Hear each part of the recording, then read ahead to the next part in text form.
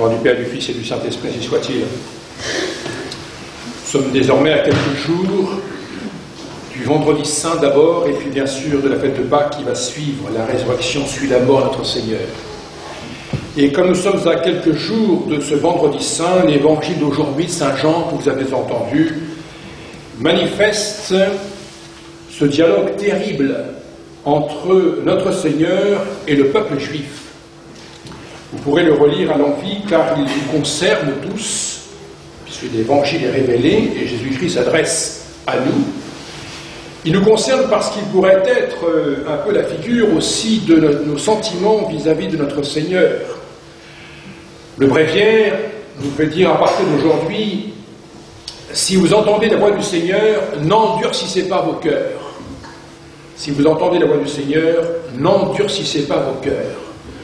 Notre Seigneur nous appelle bien sûr à la pénitence, regretter nos péchés, mais il nous invite aussi bien sûr à coopérer autant qu'on peut, n'est-ce pas, à sa rédemption, et surtout à pouvoir bénéficier de cette rédemption, tout simplement être catholique. L'évangile d'aujourd'hui va manifester l'opposition justement à cette rédemption.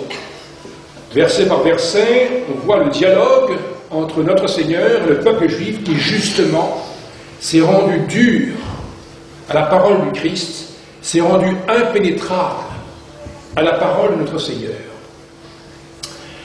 L'Évangile commence par ces mots de notre Seigneur, « Qui de vous me convaincra de péché ?»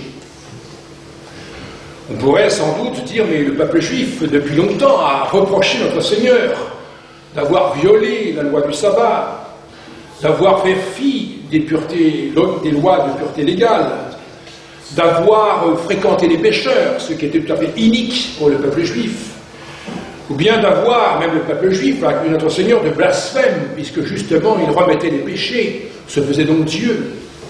Le peuple juif, finalement, reproche à notre Seigneur sa conduite perpétuelle avec, finalement, les impurs, ceux qui ne sont pas, qui n'appartenaient pas à ce peuple. N'est-ce pas des motifs réels? Comment Jésus-Christ peut-il dire « Qui de vous me convaincra de péché ?» Et c'est déjà le point de départ de cette opposition entre le peuple juif et notre Seigneur. Car Jésus-Christ dit bien, peut-être vous avez constaté, mais autre chose, la constatation, autre chose, montrer qu'effectivement je fus pécheur. Et Jésus dit, peut-être avez-vous vu ça, mais jamais, bien sûr, je n'ai péché. Jésus n'est pas pécheur. Jésus est Dieu lui-même. Jésus-Christ est Dieu. Dieu est Jésus-Christ. Et ils ne veulent pas entendre ce que Dieu leur dit. Voilà pourquoi notre Seigneur dit « Qui de vous me convaincra de péché ?» Jésus, bien sûr, est la perfection morale par excellence. Et cette perfection morale, d'ailleurs, très rare, puisque nous-mêmes, nous avons du mal en raison des conséquences du péché, on vient de la garder. Eh bien, cette perfection morale, Jésus-Christ l'a manifestée, justement, toute sa vie. Le peuple juif n'a pas vu, n'a pas compris précisément ce que fit notre Seigneur.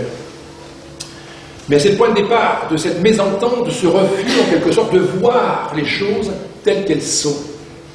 Et c'est bien un péril actuel, et pour nous, et pour l'Église conciliaire. On voit aussi, malheureusement, à notre époque, cette même obstination, on pourrait dire, dans le refus de la grâce que Jésus-Christ veut communiquer à tout homme. Notre Seigneur insiste pour essayer de convertir toujours jusqu'au dernier moment ce peuple rebelle. Et il dit ces paroles très dures. Qui est de Dieu entend les paroles de Dieu.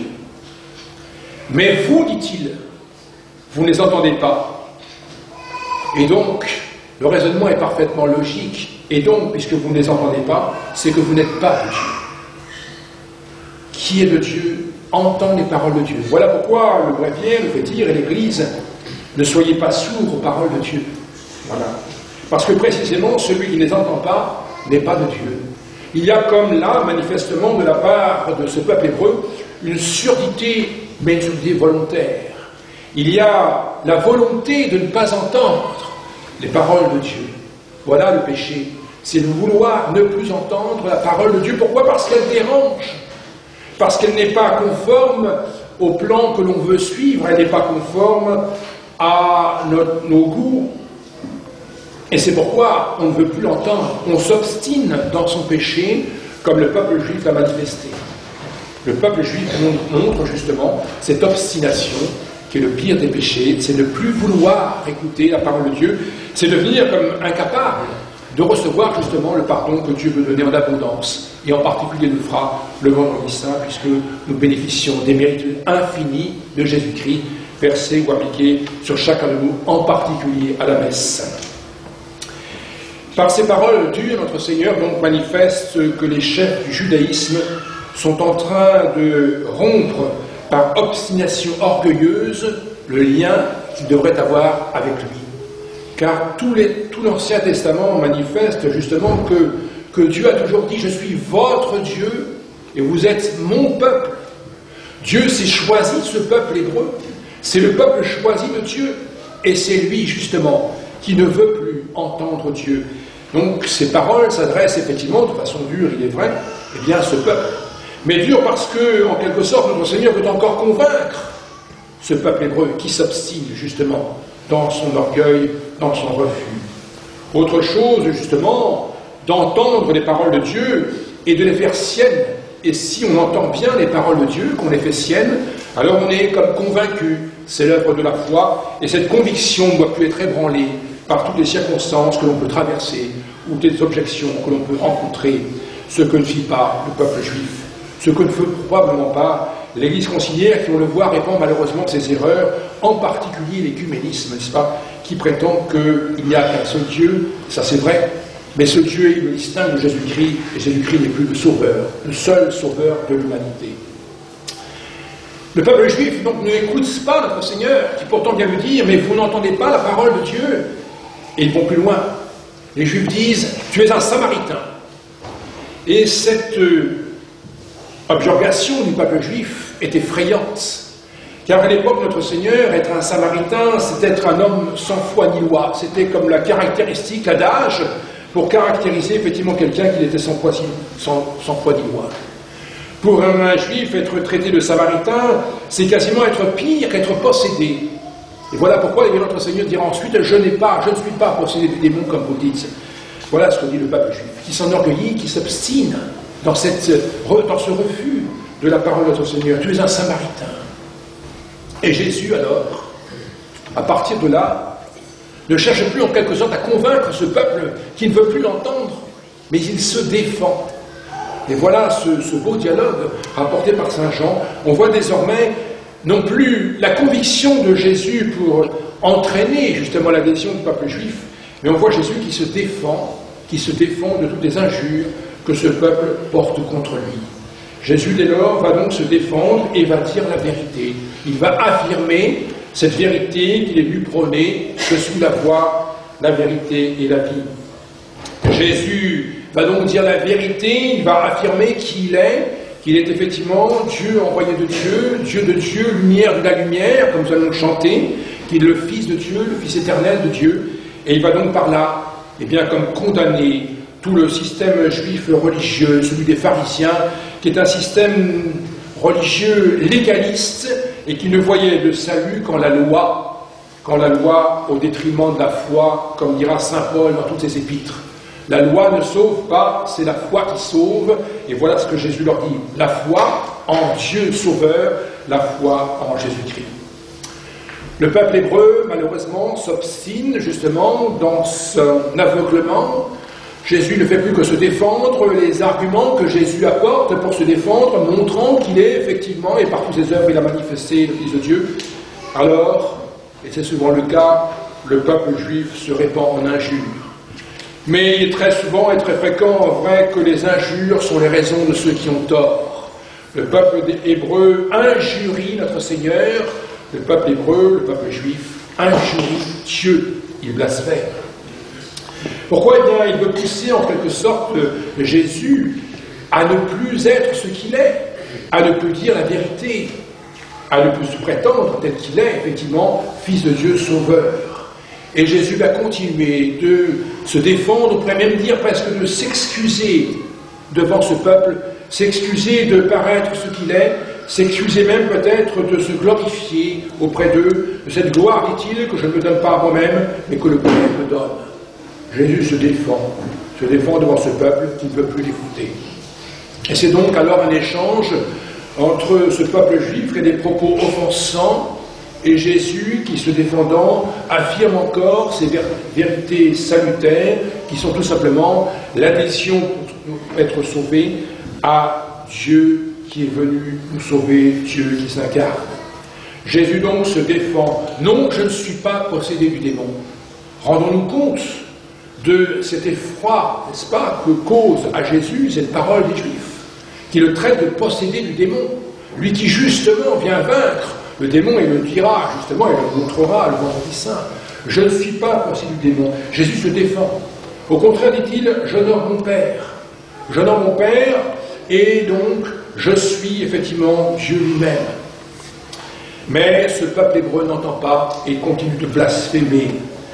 Et Jésus leur dit alors, vous cherchez, moi qui cherche l'honneur de mon Père, vous cherchez à me déshonorer. Vous cherchez à me déshonorer auprès de la foule qui assiste à ce dialogue et qui pousse la foule, justement, à vouloir la mort de notre Seigneur. Et c'est ce qu'ils font jusqu'à crier, n'est-ce pas, le vendredi saint, la mort de notre Seigneur contre Barabbas. Oui, le peuple hébreu, dès lors, eh bien, pousse Jésus donc à être déshonoré. Mais Jésus, qui est Dieu, envers et contre tous, cette fois, eh bien, va prôner la vérité, il va toujours dire la vérité, et il va, quoique se défendant, eh bien, dire, je ne veux pas ne pas accomplir ma mission, et je l'accomplirai jusqu'au bout, quoi qu'il en coûte. C'est un exemple pour nous chrétiens, on doit accomplir, quoi qu'il en coûte, notre fonction, notre vie de chrétien, jusqu'au bout, quoi qu'il en coûte. Quelle n'est pas alors cette obstination manifeste, encore une fois, du peuple hébreu que notre Seigneur? Et Jésus va dire, qui garde ma parole ne verra jamais la mort. Dernier argument, en quelque sorte, contre ce peuple hébreu, qui ne comprend pas. Comment, dit-il, on pourrait échapper à la mort? Vous prétendez que quelqu'un pourrait échapper à la mort? Impossible. La mort temporelle, tout le monde, effectivement, y est condamné. La mort temporelle, effectivement, c'est le lot de tout chrétien en raison du péché originel dont nous portons les conséquences. Mais Jésus dit, quiconque garde ma parole ne verra jamais la mort, ce qui veut dire que la mort temporelle, cette épreuve, la plus difficile de l'homme, cette épreuve, effectivement, n'est pas un obstacle à la vie surnaturelle. Cette épreuve, effectivement, qui est une épreuve, donner sa vie, justement, pour Jésus-Christ, comme il le montrera lui-même, c'est le à la voix, finalement, pour Camille, la vie éternelle. Le peuple hébreu ne comprend pas. Il est sourd à la parole de notre Seigneur. Il prend toujours Jésus de façon littérale. Il est attaché à la lettre, comme il est attaché à la loi. Et ce peuple hébreu ne comprend pas donc que Jésus-Christ, finalement, annonce la vie éternelle à quiconque voudra suivre, justement. Répète, tu es un démon. Tu es un démon. Deuxième fois que le peuple hébreu dit encore à Jésus, vous êtes un démon, tu es un démon. Et les Juifs alors altèrent la parole de notre Seigneur. Ce qui est manifeste de ceux qui justement s'endurcissent face à la vérité, non seulement soulevant et prônent des injures qui sont les raisons de ceux qui ont tort, mais souvent falsifient l'argument qui leur a été porté pour les convaincre. Et ils disent comment un disciple, un de vos disciples, pourrait ne pas goûter la mort. Ils chantent la parole de notre Seigneur. Jésus écrit, a dit, quiconque garde ma parole ne verra pas la mort, et ils disent comment quiconque serait disciple ne goûterait pas la mort. Il y a bien sûr cette différence entre voir la mort et la goûter. Jésus dit que cette mort temporelle, ce passage nécessaire pour la vie éternelle, n'est pas justement un lieu définitif, alors que les peuples hébreux semblent dire qu'effectivement Jésus aurait dit qu'on pourrait goûter la mort comme un fruit, certes amer, mais comme un fruit quand même qui serait délectable d'une certaine façon. Effectivement, ils ne comprennent pas Jésus, ils confondent complètement les arguments que notre Seigneur avance. Et ils se vouent à une obstination plus grande, à un aveuglement plus grand. Voilà pourquoi ce dialogue est important et qui montre justement, eh bien, jusqu'où peut aller l'obstination, l'aveuglement. Lorsque, malheureusement, la raison s'aveugle, lorsque la foi s'est étiolée ou a disparu, eh bien, l'homme ne fait plus confiance qu'à sa propre raison, incapable d'écouter une autre raison, un argument d'autorité. Et Jésus continue. Vous me demandez qui je prétends être. Est-ce que, ce peuple hébreu se demande, est-ce que vous seriez plus grand, meilleur qu'Abraham, notre père? Car ce peuple hébreu, à juste titre, se réclame d'Abraham. C'est vrai que, comme dit saint Paul, Abraham est le père de ceux qui ont la foi. Et Jésus va leur dire, je cherche non pas ma gloire, mais la gloire de mon Père. Et donc, moi aussi, il pourrait dire Jésus, je suis finalement descendant d'Abraham, il va le dire. Mais vous mentez, dit-il, en vous appelant finalement fils d'Abraham, en vous réclamant de Dieu, en disant qu'il est votre Père. Argument très actuel aujourd'hui, car vous voudrez faire croire, et on l'entend, que les Juifs, comme les musulmans ou les chrétiens, sont tous descendants d'Abraham, ce qui est faux. Car saint Paul le dit, seuls sont descendants d'Abraham ceux qui ont la foi, et la foi, c'est la foi à Jésus Sauveur. Saint Jean montre justement jusqu'où va l'obstination, l'aveuglement, c'est de confondre ce que Dieu affirme, confondre ce que Jésus-Christ dit. Vous êtes des menteurs, dit Jésus à ce peuple à l'époque, il pourrait dire encore aujourd'hui. C'est mentir que de dire les descendants d'Abraham lorsqu'on n'a pas justement la foi en Jésus-Christ Sauveur. Et ce dialogue va s'achever par cette parole extraordinaire que Jésus va dire pour essayer de convaincre encore ce peuple hébreu qui s'obstine et qui va s'obstiner jusqu'à vouloir sa mort. Avant qu'Abraham fût, je suis. Et là, effectivement, notre Seigneur montre qu'il est de toute éternité, qu'il est effectivement Dieu de Dieu, lumière de la lumière, vrai Dieu et du vrai Dieu, mais que, quoique Dieu de toute éternité, il a pris chair humaine dans le sein de sa Vierge Marie, et par sa nature humaine a vécu dans le temps. Notre Seigneur dit, Abraham, votre père, exulta à la pensée de voir mon jour. Ce qui manifeste que justement les descendants d'Abraham sont bien ceux qui adhèrent à Jésus-Christ. Abraham, votre père, a exulté à la pensée de voir mon jour. Quand Abraham a-t-il exulté? En voyant le jour. Eh bien, disent les commentateurs, et saint Augustin en particulier, c'est lorsque, n'est-ce pas, Abraham engendra Isaac. Il fut annoncé par Yahvé, Abraham était âgé, il ne pouvait plus avoir d'enfant. Eh bien, Dieu lui a révélé qu'effectivement, malgré tout, par miracle, il serait le père, justement, de ce fils qui devra ensuite porter au péché, mais sauver, ce fils qui figure Jésus-Christ. Voilà pourquoi les descendants d'Abraham sont bien ceux qui adhèrent à Jésus-Christ. Abraham a eu son jour, il s'est réjoui de voir en son fils la figure de Jésus-Christ. Et Jésus donc dit, avant qu'Abraham fût, je suis, car Jésus manifeste effectivement qu'il est Dieu. Et Jésus montre qu'il n'y a pas d'antagonisme entre Dieu, le Père, Abraham, le Père dans la foi, le Père de tous ceux dont dépendent ceux qui ont la foi, et Jésus qui vient justement affirmer qu'il est la réalité annoncée en figure dans l'Ancien Testament. Comment se termine ce dialogue épouvantable, effrayant, cette obstination qui s'approfondit en quelque sorte malgré les réponses de notre Seigneur? Eh bien, dit l'Évangile, ils prirent des pierres pour vouloir le lapider. Certes, ils n'y arriveront pas. Pourquoi? Parce que Jésus l'a dit, en Saint Jean il le répète, mon heure n'est pas encore venue. Jésus va vouloir mourir à l'instant même où il le veut, pas avant ni après. Et c'est Jésus qui donne sa vie. On ne lui prend pas, comme il le dit, n'est-ce pas, le vendredi saint. Je donne ma vie pour le salut du monde. Il va donner sa vie pour tous, et nous bénéficions précisément de ce don en participant précisément au sacrifice de la croix, qui est le sacrifice de la messe.